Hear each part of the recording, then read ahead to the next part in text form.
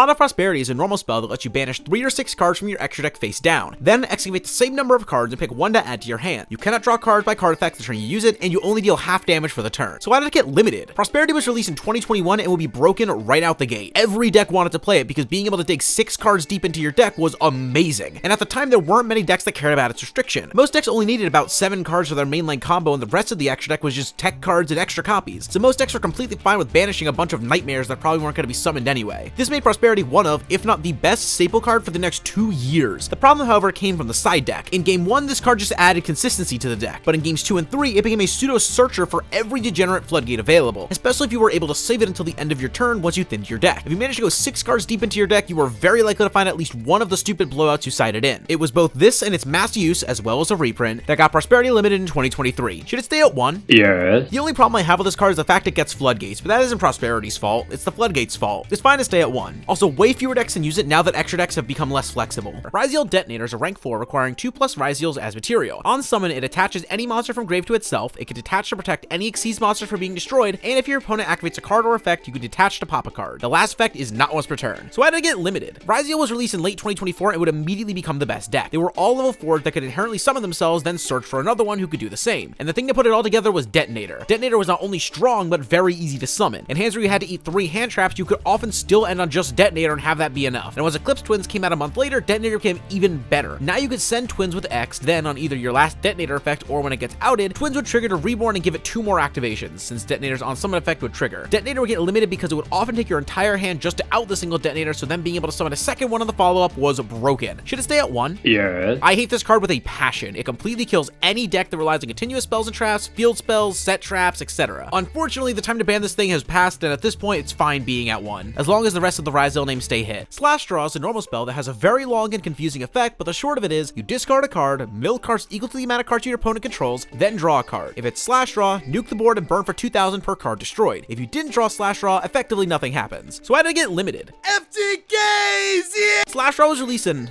2018, and it wouldn't see much play initially. It seemed like it would be another jank card with fun flavor but no competitive applications, until December 2018. Firewall Dragon was banned, but Danger decks still wanted to FTK, so Slash Draw FTK was born. You would use the Danger monsters to draw cards, and then turn them into Yugioh to draw even more cards, but more importantly, stack the bottom of your deck. So throughout the turn, you would draw into Slash Draws and put them at the bottom of the deck. Then, once they were the only cards left in your deck, you would activate Slash Draw, mill 1 for the Grinder Golem you donated to your opponent. The draw would always be Slash Draw, winning you the game. This FTK would be legal for one event where it would top before getting limited in January 2019, effectively killing the card. Should it stay at 1? Yes. This is an FTK card, and Yugioh is even easier to spam out than it was before. In fact, ban Yugioh while you're at it. The Tenpai Dragon archetype has 3 limited cards. Chandra, a level 4 dragon that summons a level 4 or lower fire dragon from deck when it attacks, and can quick synchro during the battle phase. Sangan Kaiman, a quick play spell that can either add a level 4 or lower fire dragon or summon one from hand, or if you use it during the battle phase, you could do both. And Sangan Summoning, a field spell that makes your fire dragons unaffected in main phase 1, adds a Tenpai monster, and if it's destroyed, doubles a dragon synchro's attack. So why'd they get limited? Tenpai was released in 2024 and would immediately see success. Its gameplay was to blind second and just brute force their way to lethal. No interruptions, just battle. The issue came with how frustrating it was to play against them. The deck was so uninteractive. The only way they were able to consistently force through enough damage was by stopping your opponent from interacting with you. Summoning protects all your monsters in main phase 1, the rest of their effects only trigger in the battle phase, so cards like Veiler won't work, and Chandra summons from deck in the damage step so it can't be ashed. It contributed to the misery that was 2024 and would see 3 of its cards getting limited during the year. Should they stay at 1? Yes. I appreciate what Tenpai was going for, but it swung way too hard in one direction. Even if it's been power crept, those cards are just unfun to play against. Sekka's Light is a normal spell that lets you draw 2 cards, provided you have no spells and traps in grave and not being able to use other spell traps for the rest of the duel. It can also banish itself from grave to shuffle a monster from hand into the deck to draw a card. So why did it get limited? Despite being released in 2018, this card is not an affront to God. It would immediately see play in what was left of Burning Abyss. Some Thunder Dragon decks also did play this card, and while it would get some tops here and there, it would end up being too slow in the sea of Goki and Sky Striker. However, once 2019 rolled around, Burning Abyss would gain Cherubini, who let the deck go in a whole other direction. Block Dragon BA would be a very unique combo deck that took advantage of the several strong level 3 Earth monsters. You would use the BAs to summon stuff like Cherubini and Dante to mill and eventually go into Curious to mill Block Dragon. Block Dragon allowed for several dumb endboard pieces like Fossil Dyna, Appaloosa, and Naturia Beast, and this deck had no need for spells anyway, so Sekka's Light was just Pot of Greed. This deck would get Sekka's Light limited in 2020, but only because the list that did it was attempting to soft reset the meta, and once you hit the best decks, you gotta deal with the weaker ones too. Should it stay at 1? No. I bet this card is still at 1 because Konami forgot about it. It didn't need to be limited in the first place and could 100% go to 3. Phantom of Yubel is a level 9 fusion requiring a Yubel monster and a fiend with 0 attack and defense. You could summon it the normal way. You're not able to hard summon Yubel, you have to summon it with its own condition. But 99% of the time you are summoning using its alternative condition of shuffling its material from hand, field, and or grave into the deck, not once per turn. Can't be destroyed by battle, and you take no damage when it battles, and it can tribute itself to turn an opponent's activated monster effect into destroy Yubel monster in your hand, deck, or field. So why did it get limited? The Yubel support was released in 2024 and would turn this iconically bad anime card into a tier 1 deck. This was largely due to Phantom, the other percentage was due to Nightmare Throne. Phantom just did everything. It could be summoned at any time with no commitment, often by shuffling excess monsters from your hand or grave back into the deck. And the fact it could be summoned multiple times per turn meant you could realistically go through all 3 in a turn. The first would be hand trap installation, the second could be used as an extra body, and the third was part of the end board. The first part was the biggest problem. This was a combo deck you had to stop early, but often you couldn't because Phantom would not only negate the hand trap, they'd plus off of it. It allowed for a ridiculously strong combo deck that would get Phantom limited at the end of 2024. Should it stay at 1? Yes. I have no clue why the summon of this thing isn't once per turn, and limiting it effectively makes it a once per turn, so that's fine with me. Reasoning is a normal spell that forces your opponent to declare a level of monster. You then mill cards until you find a monster that can be summoned, then if it's not the declared level, you get to summon it. If it is, it gets milled, not once per turn. So why did it get limited? Reasoning was released in 2003 and would quickly see play in Magical Scientist FDK. Since the deck played so few monsters, it was pretty likely you'd hit something you wanted, and if you managed to hit Dark Magician of Chaos off of it, you could add back Reasoning to use it again. This would get Magical Scientist banned, but Reasoning would stay at 3 for a bit longer. The deck to do it in was Dad, specifically the Destiny Hero variant with Demok. While Reasoning couldn't summon Dad, it could still summon Demok, and that was what allowed the deck to loop Disc Commander and draw tons of cards. This would get Reasoning limited in 2008. It would slowly be taken off the list, going to 2 in 2012 and 3 in 2015. It would be played in decks like Cosmo and Monarch, but Infernoid would get it limited. Only 1 Infernoid can actually be summoned off Reasoning, and the rest can summon themselves from grave. This meant Reasoning could easily mill half your deck and insta-win the game. It will be limited again in 2016 where it is today. Should it stay at 1? No. This is a card that is probably fine to go to 3 because of the way the card works. You can't play most hand traps, so your deck is inherently at a disadvantage. There might be an FDK with this card, but if you're basing your deck around an unsearchable spell, the deck is going to suck. Habakiri is a ritual monster whose effect would take the entire video to fully explain. So all you need to know is that it can get you full Mitsurugi combo, which is a board wipe plus force discard, an Omni negate, and insane follow-up, plus either a free rank 4, rank 8, or even link 4, all with absolutely 0 locks and like 1.5 bricks. So why did it get limited? Mitsurugi was a TCG exclusive archetype released at the start of 2025. It would see fringe play in Ryzeal as a sub-engine, but would largely be overshadowed by the pure variant. But once they got their second wave of support, it all changed. Habakiri is not only arguably the best piece of support a deck could receive, but arguably the best ritual monster ever printed. It solely kept Ryzeal on top even after Maliss got its own custom second wave of support. But Mitsu didn't stop there. It saw play in any deck that had the room, like Orchist, Fiendsmith, and Azamina. But Yummy would take it to a whole other level. Mitsurugi Yummy took a bit to be realized, but once it did, it took over. The Yummies could make Herald of the Arclight during their combo to search Habakiri and allowed their already strong endboard to become unbreakable. And the Mitsu cards could also bridge into Yummy by making Zombie Vampire, milling a name, then linking off a Gravity Controller to do full Yummy combo. This deck would get Herald banned, as well as both Snatchy and Habakiri limited in 2026. Should it stay at 1? Hell no. Mark my words, Habakiri will be banned before the end of the year. I didn't even mention the floodgates it could search via generic rank 4s. It's way too generic for its own good. Gem Knight Master Diamond is a fusion monster requiring 3 Gem Knights as material, and as a soft once per turn, it can banish a level 7 or lower Gem Knight fusion from grave to copy its name and effects for a turn. So why did it get limited? FTKs, yeah! Gem Knights are one of the worst hidden arsenal archetypes. Their biggest contribution to Yu-Gi-Oh! Is being the archetype with a bad card you didn't want to draw, or Garnet. However, with the release of Phantom Quartz in, you'll never guess this, 2018, the deck would be known for an FDK. Gem Knight FDK made use of the non-once per turn fusion spell and Block Dragon to summon Lapis Lazuli. Lapis dumps a Gem Knight from deck or extra deck to burn the opponent for 500 per special summon monster, and by herself she can't FDK, because while her effect is a soft once per turn, she can only be summoned once per turn. This is where Master Diamond comes in. Summon Lapis and dump a second copy to burn, fuse her away from Master Diamond, then have him banish one of the Lapis to burn. Summon a second Master Diamond to banish the second copy to burn, and boom, FDK. This combo only works because there is now an extra monster zone to let you burn for 3,000 instead of 2,500. This would get Master Diamond limited in 2018. Should it stay at 1? Yes. Gem Knight has seen success without this card. Why bother unlimiting an FTK card when its own deck doesn't need it? Hollie is a level 5 Earth that, as a quick effect, can summon itself from hand by revealing another Vanquish Soul. And also as a quick effect, it can reveal a Darken Fire to summon a Vanquish Soul from deck, or a Darken Earth to steal an opponent's lowest attack monster for a turn. So why did it get limited? Vanquish Soul was a middling rogue deck for its first couple years of existence. Its art and gameplay were cool, but a pop and Book of Eclipse just wasn't enough to hack it in 2023. But with the release of their third wave of support in 2025, it all changed. Hollie does everything. It can start your plays as early as turn 0, it can be a great interruption or an extender, and was a good Earth. This propelled the deck to tier 1 for a brief month before being skyrocketed to best deck status a month later. With the help of the Canine archetype, Vanquish Soul would easily become the best deck of the format. It now had even more power than before and stronger turn 0 plays. However, the deck would have to be reined in on a subsequent ban list, so Konami decided to limit 2 cards, which were Raisin and Stake Your Soul. Yeah, Yeah, Hollie Sue was too new to be hit, but a few months later on the next actual ban list, Hollie Sue was old enough to now be limited, freeing Ryzeal, which ended up being a buff. Should it stay at 1? Yes. For now, 100% yes. But this is a card I would love to go back to 3 at some point down the line, just not now. 1 for 1 is a normal spell that, for the discard of a monster, summons any level 1 monster from the deck, not once per turn. So why did it get limited? 1 for 1 was released in 2009 and would see play in Mindmaster OTK decks. Mindmaster is a level 1 psychic that contributes a psychic to summon another from deck, not once per turn. So with a little setup, you could go through your entire deck to make 2 human psychic Borgs who can attack twice, and 1 for 1 was a huge piece of consistency for the deck. Since Emergency Teleport was already limited, 1 for 1 was the next best way to cheat out Mindmaster. This deck would get both cards limited in 2009, only 3 months after 1 for 1's release. Should it stay at 1? Yes. 1 for 1 saw tons of play while limited, and even still sees niche play today. While the last 2 meta decks to use level 1s opted for Archetypal Searchers or Piri Resmap, 1 for 1 is still a fine card. The biggest problem is that it requires you to discard, and a monster at that. While it does summon the monster, it's way worse into disruptions than most Searchers. It's fine to stay at 1. Dormouse is a Cyberse monster that can banish another Maliss from deck, and if it's banished, can pay 300 life to summon itself. So why did it get limited? Maliss was released at the very end of 2024 and made a 2-deck format with its set mate Ryzeal. Maliss's gimmick is that it's a Cyberse combo deck, but this time it uses the banishment instead of the graveyard. And the fact that it uses banishment meant that it had some very annoying advantages. You see, Dormouse effectively summons from the deck, since whatever you banish is just going to summon itself, but at no point are you able to ash it, and there are very few cards that are able to negate an effect in banishment. This meant that most of the time you just had to spam all your hand traps on Maliss's first play and hope they didn't draw an extender. It was one of those decks that you either stop completely and they pass on nothing, or use 3 hand traps and they do the full board anyway. Very frustrating deck to play against, and the deck refused to die. The deck was hit 3 separate times. It got White Rabbit and Underground semied, Dormouse and Druid's Worm limited, and Link Decoder, Splash Mage, and White Binder banned. The Dormouse limit was on the 2nd list in 2025. Should it stay at 1? Yes. You want to know something crazy? Maliss is still playable. It's a shell of its former self and will likely never win anything, but the fact that a deck with this many hits still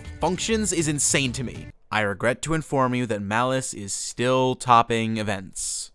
Now, it's almost entirely due to the floodgates and non-engine they get to play, but still, somehow Maliss survived. TG Hyper Librarian is a generic level 5 synchro that draws a card whenever a monster is synchro summoned, not once per turn. So why did it get limited? Hyper Librarian was released in 2011 and will be slotted into big synchro combo decks. These decks aim to, well, synchro summon a lot. The most effective will be Tengu Plan. This deck took advantage of the recurability of Reborn Tengu, Glow Up Bulb, and Spore to spam out tons of strong synchros like Trishula and Formula Synchron, and Hyper Librarian basically gave every synchro the effect to draw a card on summon. This will make this already strong deck even stronger. It would lead to Hyper Librarian getting limited after only 4 months. It would stay at 1 for 6 years before going to 2 in 2017 and 3 in 2019. Due to Master Rule 4, it became much harder to spam out tons of synchros, which is why they unlimited it. However, in preparation for the Master Rule revisions in 2020, they've relimited Hyper Librarian where it is today. Should it stay at 1? Yes. This card by nature is very win more, since you need to summon it first, then summon multiple synchros to actually let it get value. And if your opponent let you draw multiple times off Librarian in a combo deck, you've already won the game. However, despite how bad I feel this card is, there's no reason to unlimit it. I can't imagine Synchron realistically playing more than 1 anyway, so unlimiting it wouldn't do anything, and I'd rather be safe than sorry with a card like this. Foolish Burial is a normal spell that sends a monster from deck to grave, not once per turn. So why did it get limited? Foolish Burial was released in 2007 and would immediately see play in zombie decks. It paired well with cards like Zombie Master and Book of Life to kind of summon a zombie from deck. This would get the card semi-limited at the start of 2008. The next time the card saw serious play was later that year with Lightsworn, specifically as a way to guarantee milling Wolf. But around this time it saw play in a ton of decks. It could send Disc Commander or Malicious and Dad, Mizuki and zombie decks, Treeborn Frog and Monarch decks, and eventually Vayu and Blackwing decks. It wasn't a broken card, but it being played in so many decks got Konami to limit it in 2010, alongside a ton of other generic staple cards. Should it stay at 1? Yes. This card has seen tons of play the entire time it's been limited. In the past it was a setup tool, and now it's a generic starter for lots of decks. It's generic consistency that is fine to stay at 1. Also, in my opinion, what makes this card okay and Goldsark not is because it's infinitely easier to interact with a monster in grave than one in banishment. Solemn Judgment is a counter trap that, by paying half your life points, can negate a summon, spell, or trap, not once per turn. So why did it get limited? Judgment is a very old card that, despite its power, took a while to see play. Once it did start seeing consistent play, it would be quickly limited, since a well-timed Judgment could easily end the game on the spot. Judgment often only served to kick a player while they were down, since it could easily shut down their big comeback play. And because of this, it would be banned in 2013. It would stay banned for 5 years before coming to 1 in 2018. It would see some experimentation as going first card in side decks, but since there were much better blowouts, it wouldn't be played a ton. This let it go to 3 in 2019, where it would stay for 6 years, getting limited in 2025. This is because most of the side deck floodgates had been hit to 1, so decks started replacing them with Judgment. Beating a full board can be hard enough as is, but giving them a negate you can't respond to is just too much, especially if they drew multiple. Should it stay at 1?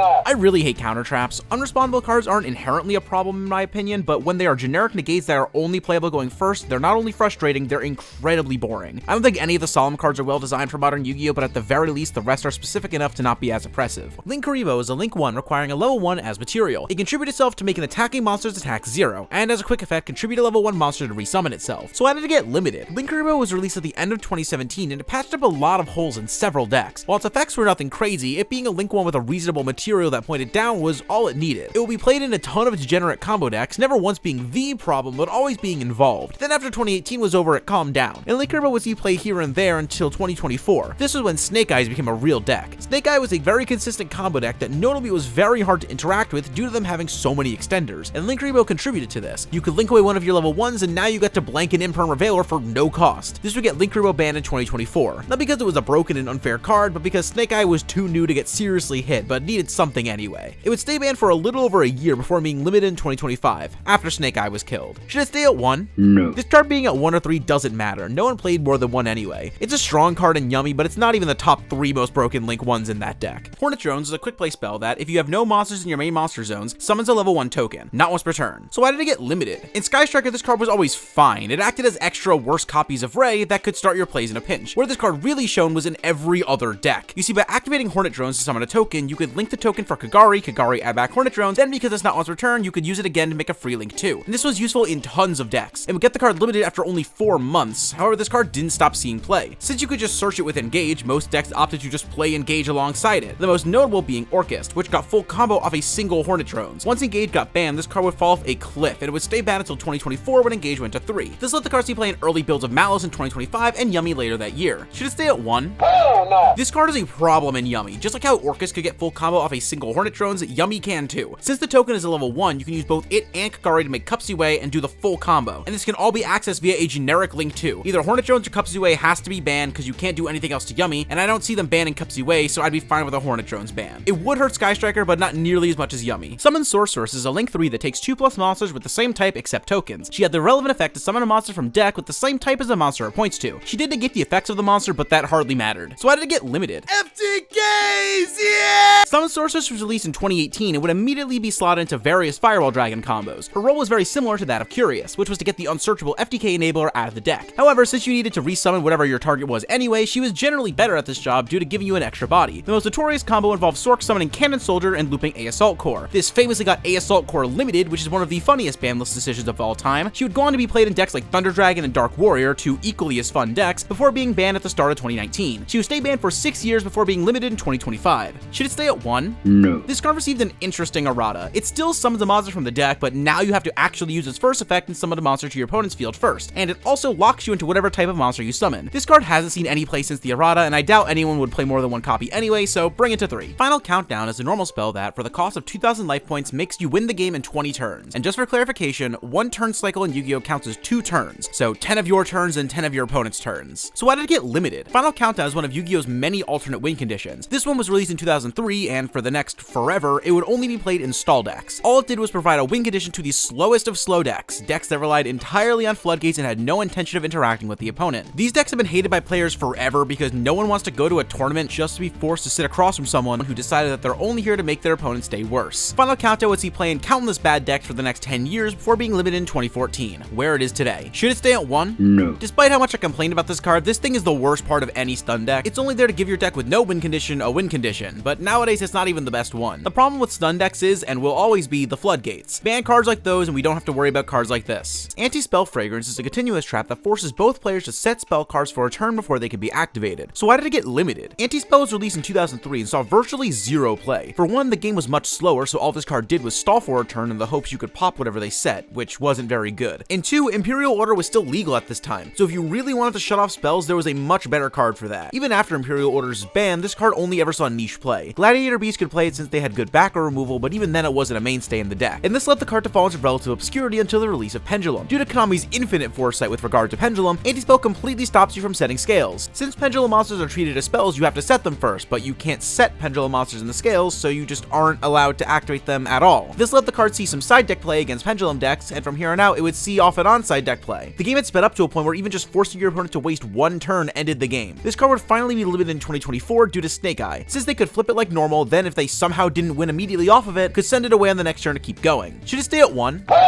Before any of you leave a comment defending Floodgates, tell me the last time you played in-person TCG and what deck you played, because everyone I've ever met that actually plays Yu-Gi-Oh! Agrees cards like this aren't fun and ruin the game. They make going first even stronger and are only ever played when they insta-win the game. This card and every card like it should be banned.